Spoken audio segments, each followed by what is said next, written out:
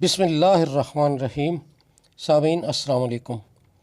میرا روحانی چینل میں آپ کو خوش آمدید کہتا ہوں۔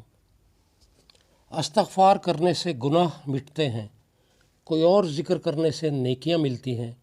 کسی بھی دوسرے کلام یا ذکر کرنے سے براہ راست درجات بلند نہیں ہوتے، بلکہ گناہ مٹنے اور نیکیوں کی تعداد زیادہ ہونے سے آہستہ آہستہ درجات بلند ہوتے ہیں، جبکہ درود پاک پڑھنے سے ہمارے نفس کے براہ راست درجات بلند ہوتے ہیں۔ روح اور نفس طاقتور ہوتے جاتے ہیں، جسم درود پاک کے انوارات کو برداشت کرنے لگتا ہے، اللہ اور اس کے رسول کی قربت حاصل ہوتی جاتی ہے۔ عجب فیض ہے آقا تیری محبت کا، درود تجھ پہ پڑھوں اور خود سنور جاؤں۔ سامعین، مولانا جلال الدین رومی فرماتے ہیں کہ انسان کو خاموشی سے اپنے نامہ اعمال پر اس دنیا میں ہی غور کر لینا چاہیے۔ دکان میں جوتا اور موزے دیکھ کر پہننے سے پہلے ہی پہچان لیتے ہیں، اسی طرح اپنے نامہ اعمال کو بھی قبل از وقت پہچان لو۔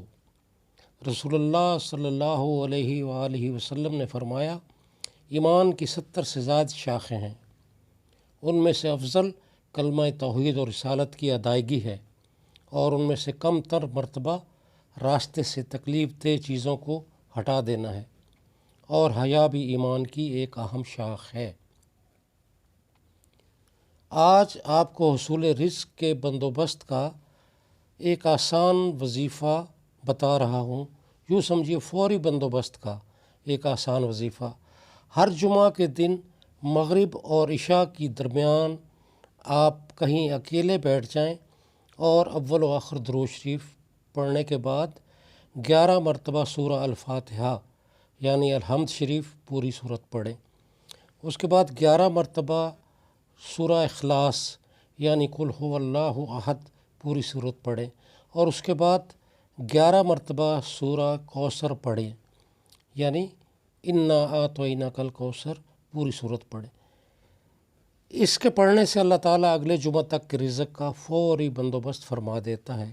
اس طرح آپ ہر جمعہ یہ وظیفہ کرتے رہیں تو پورے مہینہ آپ کو رزق کی تنگی کا سامنا نہیں کرنا پڑے گا۔ بہت ہی آسان اور بہت ہی نادر اور مجرب وظیفہ ہے۔ وظیفہ کرنے کے بعد اپنے لیے خشوع و خضوع، عاجزی اور انکساری سے دعا مانگیں، پھر میرے رب کا فضل دیکھیں اور اس کی قدرت دیکھیں۔ مجھے اپنی دعاؤں میں یاد رکھیں۔ اجازت دیجیے، اللہ حافظ، السلام علیکم ورحمۃ اللہ وبرکاتہ۔